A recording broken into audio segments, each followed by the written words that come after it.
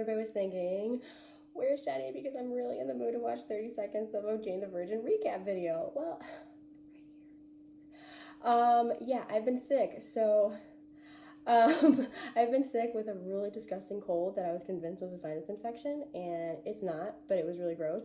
And not only did I sound horrendous, still kind of do, but I couldn't talk for very long without having like a massive hack attack. So I'm feeling better. Coincidentally, Jane the Virgin airs on Wednesday evenings, and it is now Tuesday morning at 3:21. So yeah, hopefully I can get this posted today in time for it to still matter, because a new episode will be on tomorrow. But I did watch episode 9, so here we go. So last week I organized my recap by character, and I think I'm going to do that again with this episode. This is episode 9 of season 5. And yeah, I'm just going to go by character because the show jumps around so much that it's like, what's the point of listening to a confusing recap? So I'm going to start off with Rogelio. He and Jane is at the end, of course. He and Jane were able to sell their show, This Is Mars. And River ends up loving it, but she decides she wants somebody else to write it, not Jane. Just because of the conflict of interest. Jane ends up, because of Rogelio, she ends up writing the script. And rather quickly, too, I'm like, can you develop a show just like that? Like, lines and plots and like, all right, cool, whatever, girl. So she writes the script, and Rogelio loves it. He approves. River, more on that later, but River eventually ends up signing off on the contract, and they're good to go, and that's pretty much Rogelio's story. Moving on to Petra, so JR is making progress with the girls, Anna and Ellie, and they're shown like, tickle, pillow fight, that kind of stuff. Everything's all cutesy. So Petra decides that, of course, we got to screw it all up and give JR alone time with the girls. It's time for her to have some alone time, some one-on-one time, even though they haven't really gone over boundaries yet, and no judgment. And what do you call it? JR takes them to the hotel lobby, go to the lobby, girls. No, to the restaurant to have ice cream, and a big fight breaks out, and the girls like start having like this food fight. They make a mess, and JR ends up scolding them like and shouting at them in public, and Jane witnesses it. More on that later.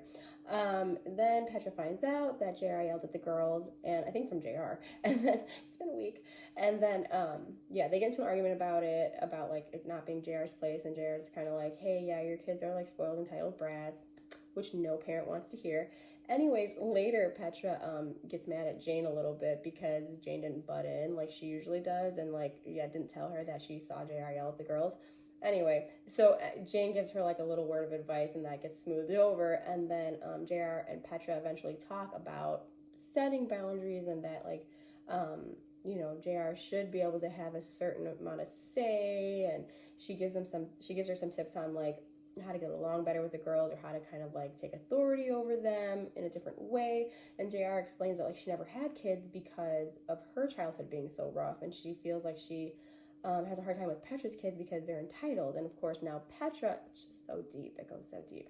Petra, of course, is spoiling her kids because of her life being so rough and like all the mistakes that she's made, so she's trying to like overcompensate by spoiling them.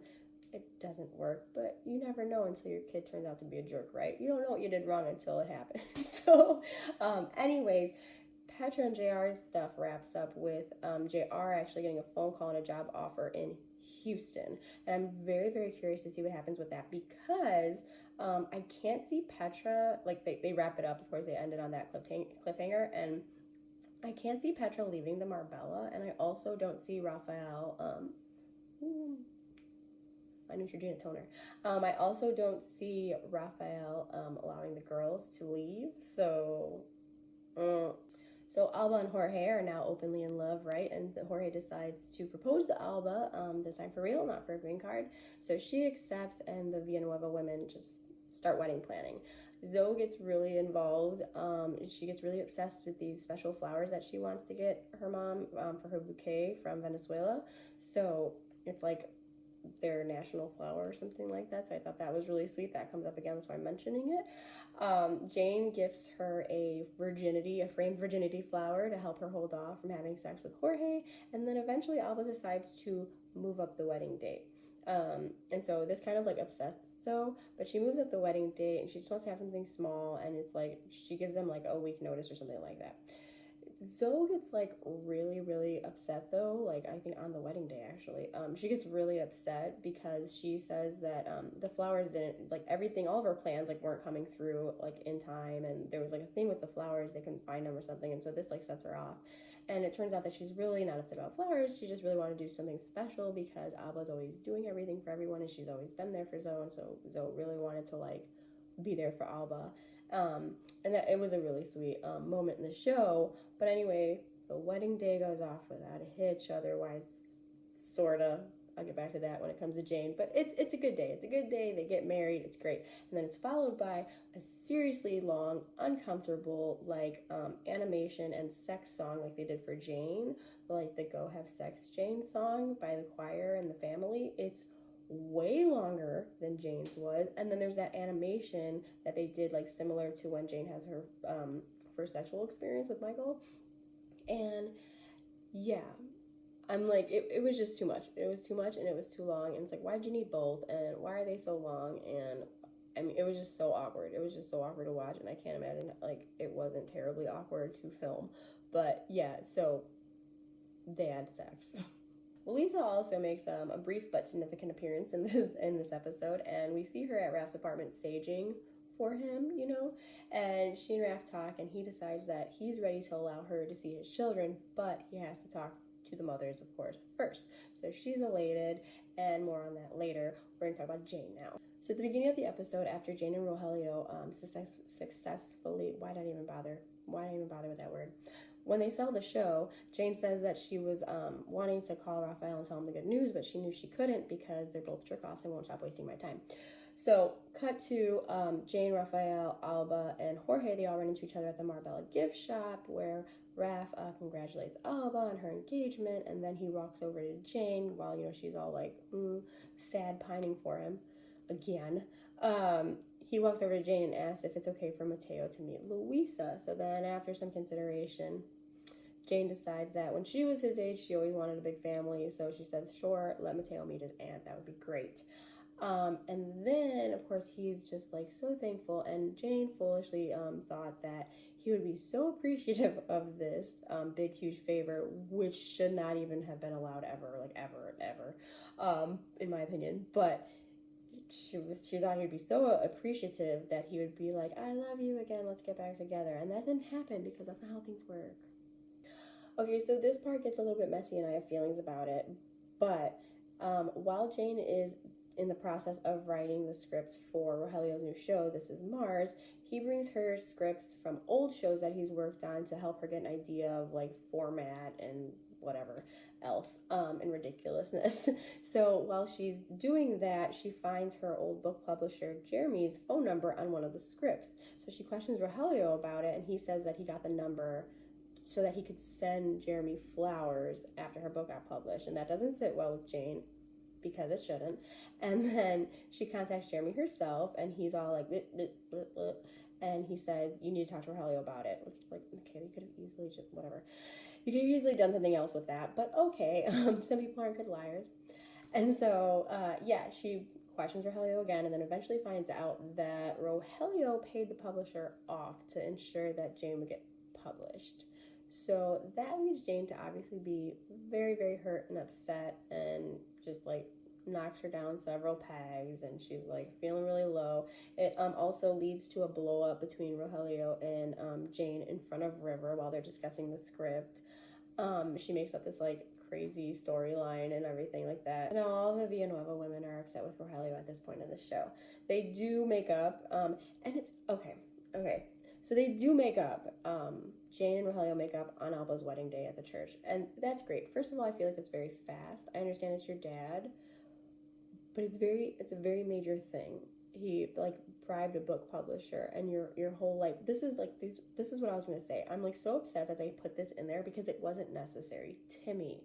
Like, she and Rogelio already have like a strained relationship because he wasn't in her life. And whether it doesn't matter whose fault it was or what the heck happened, they already have whatever they're dealing with, and they're doing really well. Why did there have to be something else? One, two. think of all, I don't care if it is a telenovela, like think of all the crap that this girl has been through, and now the one thing that she's supposed to be is a writer. She's supposed to be so freaking smart, so well read, so into right, everything. All she does is write, and articles this and articles that, and she wrote a book, blah, blah, blah. That's all she's supposed to be, is a writer, and it all goes back to be brave, Jane, all this crap, and then she writes a book that gets published about her relationship with her dead husband. I know he's not dead now, but that's not the point. At the time, he was dead.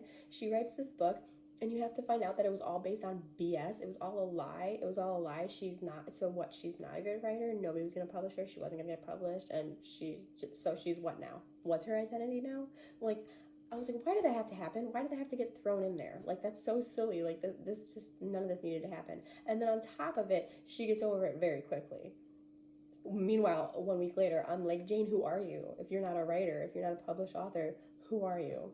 Your daddy just paid this guy off. Why did that have to be like, I don't understand like why that needed to happen after everything that this girl has been through. The one thing, you couldn't just let her be a writer. I mean, she's back at her grandma's house. She got dumped and kicked out of her apartment. She's got to share time with her ex now, with her son. And it's like, oh, and but also, you're a shit writer, so.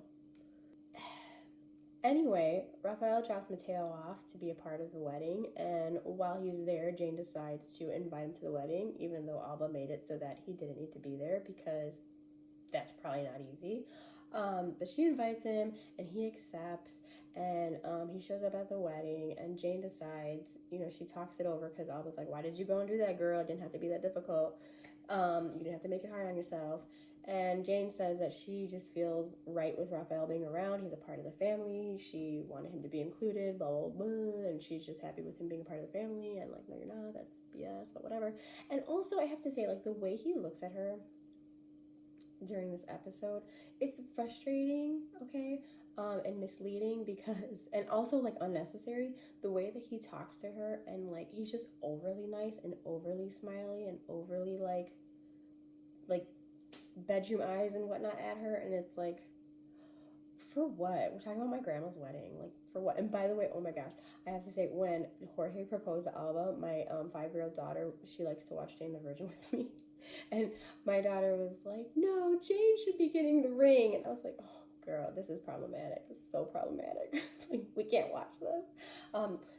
It doesn't hold her attention that well, so relax. But anyway, yeah, so that's kind of that for Jane and Raph. So then they quickly wrap up the episode with Luisa meeting Mateo, and I have to say, I wish they wouldn't have rushed that and it were a little more touching, but then when I think about it, I guess, like, how touching can it be? Because he's a little boy and he doesn't know her, so he just asked her a few questions about, like, where she's been and whatnot, and Rafael is just planning on them having, like, a play date at his apartment, but Luisa decides that she wants to go to the beach. So they head to the Marbella to go to the beach, and while they're walking down the hall, Rafael gets a phone call from Michael's old cop colleague, and I can never remember his name when I do these videos, but you know who he is. I'll find a photo. But yeah, he gets a phone call, and he tells Rafael that they found a transaction where, like, all of Rose's money was transferred into an account in Luisa's name. So there's that. But then while that's going on, Bobby, Rose's minion / Luisa's new neighbor, contacts Luisa to see how it's going, and he contacts her from a car right outside of Rafael's apartment. So then he finds out that she left and breaks into his apartment.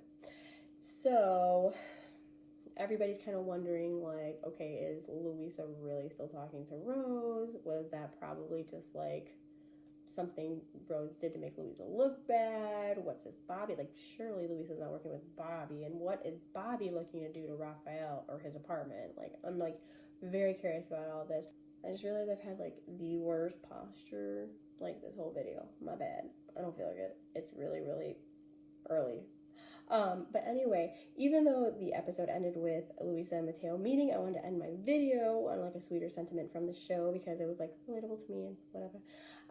But Jane and Rogelio end up making up at Alba's wedding, and it's because Zoe and Alba are explaining their different mother-daughter dynamic, and they're just going over different things that, you know, you do for your kids, especially in relation to like Rogelio and Jane and Mateo.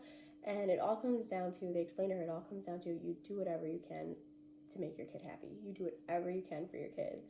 And so that is what leads Jane to forgive Rogelio for bribing a publisher, because that's the same thing. But whatever. It's fine. I mean, potato, potato.